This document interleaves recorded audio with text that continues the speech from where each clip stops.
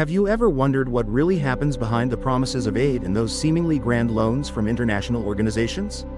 Is this merely kindness, or is it in fact a pre-laid trap to ensnare nations yearning for freedom? Today, we will explore a story that is not only about Africa but also our own story, as Catholics who always seek the truth and fight for justice. A continent rich in resources, yet its people remain impoverished, a people bearing the name of Christianity but stripped of their dignity. Is this injustice merely their own issue, or is it a wake-up call for all of us? If we remain silent, are we betraying our own faith, just as St. Peter denied the Lord 3 times? Brace yourself, for what you're about to hear will not only pique your curiosity but also send chills down your spine with a horrifying truth. There are forces turning an entire continent into modern-day slaves. If we don't wake up in time, we could very well become the next victims. Brothers and sisters, the hour of judgment has come.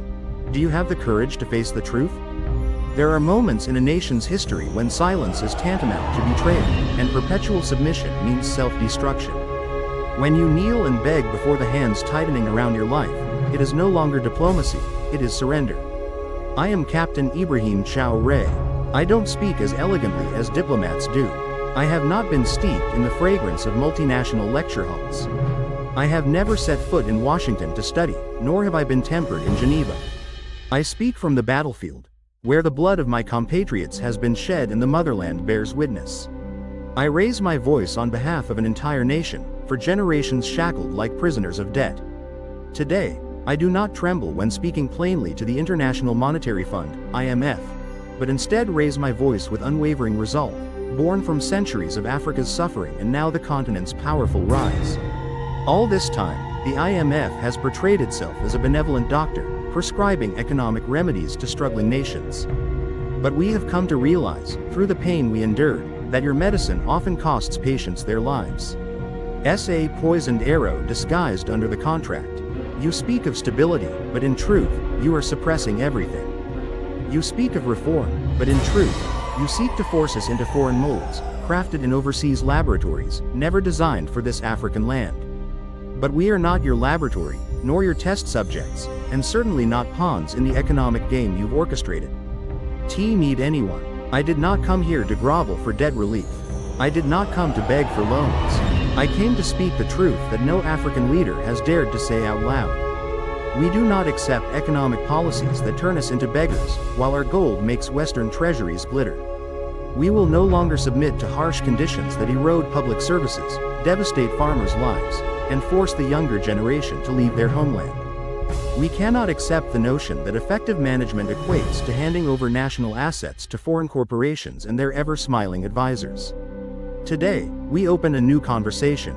Not a dialogue between debtor and creditor, but between equals, between nations, between truth and deception. This is not just a regular press release, it's a decisive declaration. Speak straight. No beating around the bush, no hiding behind clever words. The debt you impose on Africa is not a tool for development, nor a bridge to prosperity, it is shackles. Restructuring. We consider it systematic punishment. Yet you call it financial discipline. We feel that despair has seeped deep through generations. Not cooperation. That, let me ask, why would a wealthy country with resources like gold, uranium, cobalt, and fertile lands fall into poverty? Why is a continent rich in resources to fuel global industry unable to provide enough food and clothing for its own people? They believe the cause lies in lax management, rampant corruption, and the incompetence of those in charge. Yes, Africa bears its wounds. But most were inflicted by your own hands, and now you bring bandages with self-serving motives. Let me show you what debt looks like in real life, not on spreadsheets, but on every street corner. Those are children who have to study by candlelight because the national power grid was privatized and sold to foreign investors. Those who set prices that our people cannot afford.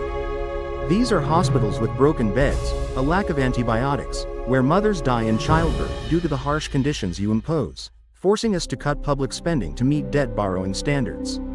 Millions of African graduates hold diplomas in their hands but face an uncertain future, as job-creating industries have been wiped out or collapsed under the pressure of excessive liberalization policies. The worst is the trampling of dignity. Your debt repayment plans are not merely economic formulas, they are death sentences. You lent $500 million, but after decades, you demanded back $2 billion through interest rates, restructuring fees, currency control, and privatization terms designed to seize national assets. May I ask, is there any moral principle that can justify such an action? You claim the contract was signed voluntarily, but let me ask you this. Is it truly voluntary when the patient is bleeding out, and you're the only one holding the medicine at an exorbitant price with harsh conditions? Is it really a choice when the gun barrel isn't pointed at your head, but aimed directly at your child writhing in hunger behind you? Ladies and gentlemen of the EMF, this is not consensus but economic coercion, not development but the imposition of domination. That is not globalization, but a new form of colonialism disguised under the cloak of finance. We, the new generation of African leaders, are awake and wise. We no longer cherish the crumbs that fall from the table, things created by our own sweat and toil. We do not support policies that stifle the economy in the name of efficiency. We will not trade sovereignty for loans that vanish into the pockets of advisors, only to end up becoming a debt weighing on the shoulders of our descendants. Let me be blunt. Africa owes you nothing. Africa demands repayment from you. You owe us for the gold plundered beneath the invading boot of colonialism. You owe us for the minerals that power your smartphone. At that time, my entire village was engulfed in thick darkness. You owe us for the glittering diamonds in your palace, while we silently shed tears of blood. Nevertheless, no matter what, we do not need charity, we demand justice. True justice can only be achieved when we dismantle exploitative debt systems. Justice means allowing African nations to examine the origins of the debts they are burdened with. And who truly benefits? Kong li la trao cho chang, hui fan jia de tu min keen dao tuong lai tai chin. Not as a customer, but as a companion. If this message makes you uncomfortable, all the better. It's time for those who live carelessly to face the truth. Speaking of sovereignty in Africa today is to speak of an unfinished dream. A continent with a flag and an anthem, yet true freedom still hangs in the balance. We claim to be independent, but independence without self-reliance is just an illusion. And few organizations blur the line between autonomy and dependence as starkly as the International Monetary Fund. You don't govern us directly, yet you control our budget. You did not participate in voting in our elections, but your approval will determine whether our economy collapses or is saved. You declare neutrality, but your ink has seeped deep into the laws we have enacted. We appoint to leadership positions within the scope of our ambitions. This is not financial support, but a political maneuver.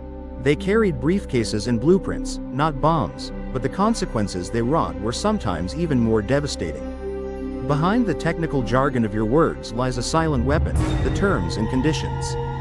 The story begins with polite measures, cutting subsidies, liberalizing the market, and devaluing the currency. You call it a mere proposal, but what kind of proposal is it when behind that veneer of refusal lurks the specter of starvation? What does it suggest when your next loan, your next breath, all depend on whether you obey or not? Pretend you. We were promised that the restructuring would bring efficiency, but in reality, it only created more dependency. We were promised that tightening our belts would eradicate corruption, but in the end, it only crushed hope. We were promised that the free market would help us rise up, but in reality, it only pushes our wealth upward and then drains it overseas. When our people rise up in protest, when they revolt in hunger and pain because their most basic needs go unmet, you are not responsible. You retreat, claiming to be mere observers, but history bears witness, your hands are far from clean. From Ghana to Zambia, from Senegal to Kenya, the same scenario plays out repeatedly.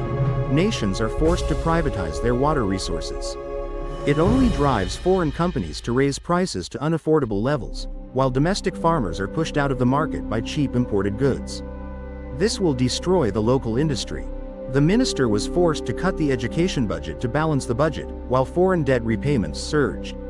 If we dare to resist, dare to question your model, or refuse the prescriptions you issue, we were blacklisted, credit ratings downgraded, currency under attack, leaders vilified in international media. These are signs of crisis, instability, or populism. But what is more unjust than forcing a country to choose between caring for its people and paying a debt from which they never benefited?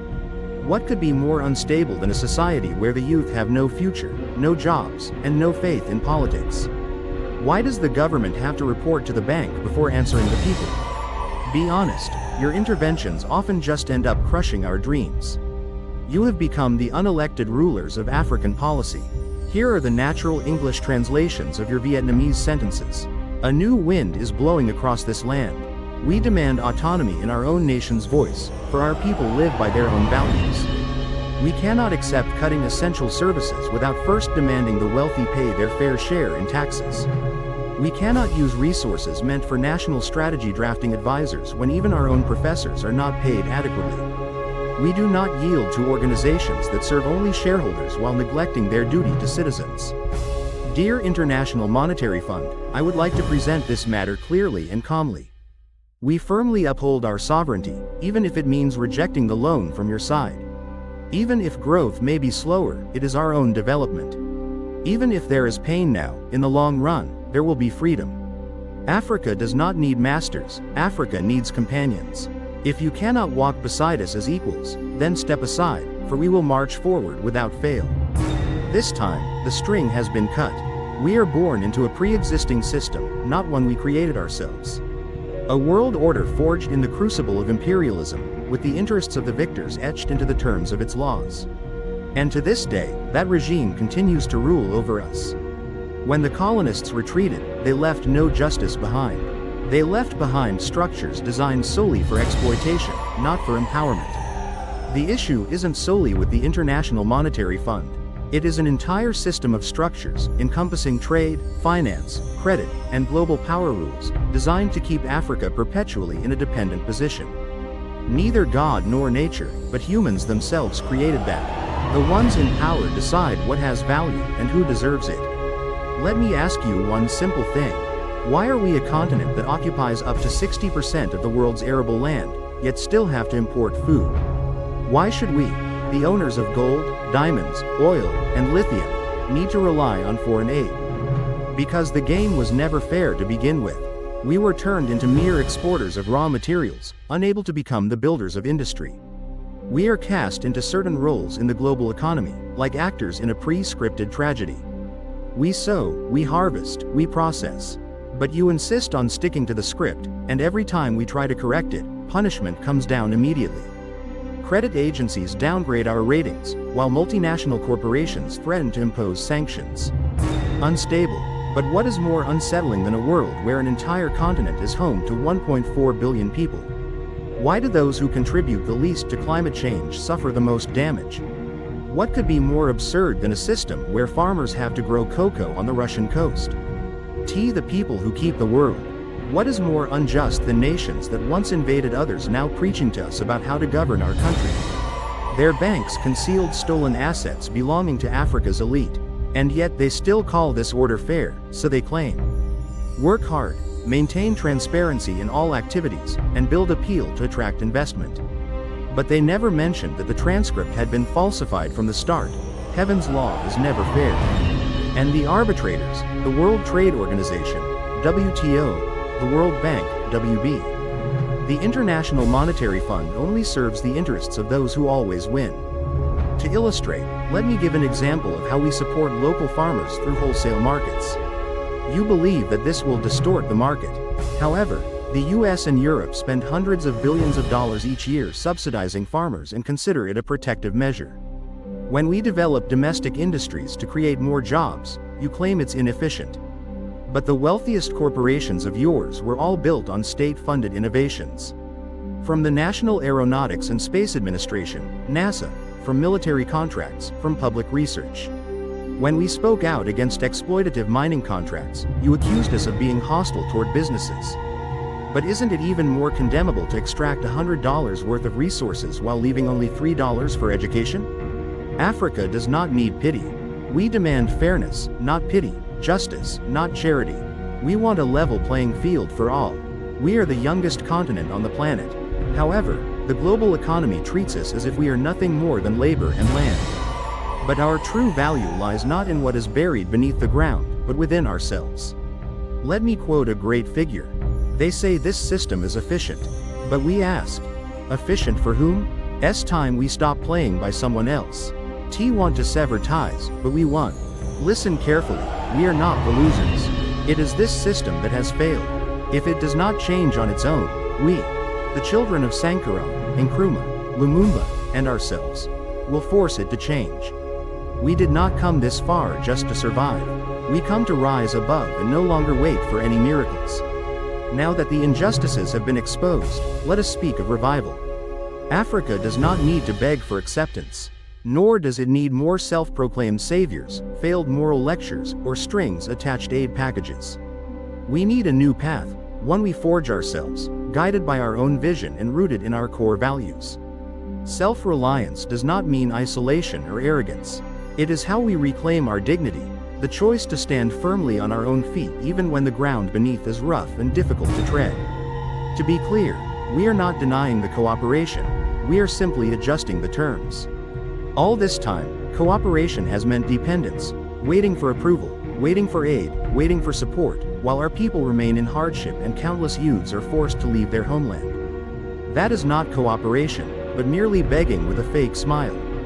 Therefore, we are forced to rebuild everything based on 5 core principles. First and foremost, one must be able to secure food and clothing. A country cannot be called truly independent if it cannot even feed its own people. How can we speak of independence when even the bread we eat depends on droughts in distant lands? We must invest in agriculture not merely to survive, but to regard it as the foundation of national strength. From land use rights to irrigation systems, from cooperative models to agricultural processing, Africa must develop to not only ensure food security but also aim for surplus production. Every village must become a strong fortress ensuring food security, and every farmer must be an architect contributing to the nation's development. Second is education to liberate humanity. The most dangerous weapon colonialism left behind is not guns or bullets, but the education system itself. A program teaches us about foreign kings, yet fails to teach about our own nation's heroes. Coffee dyes to be exported abroad, yet people overlook Africa's science, creativity, and intellect. We need to reform education to nurture young generations who value their self-worth, live with purpose, and create with pride. Integrate programming education alongside agriculture. Transform every school into an open experimental space where students can freely explore. We need education not just to pass exams, but to shape our own future. Third, production to generate prosperity. Raw materials are exported from Africa, but when they return as finished products, their value has increased tenfold. This is injustice disguised under the cloak of commerce. We are forced to process, produce, and innovate locally. Simply owning the mines is not enough. We must also control the refining technology, packaging processes, and distribution systems to maximize profits. We need to support African businesses, protect nascent industries, and end the over-reliance on imported goods. This is how jobs are created. This is how wealth stays within the continent.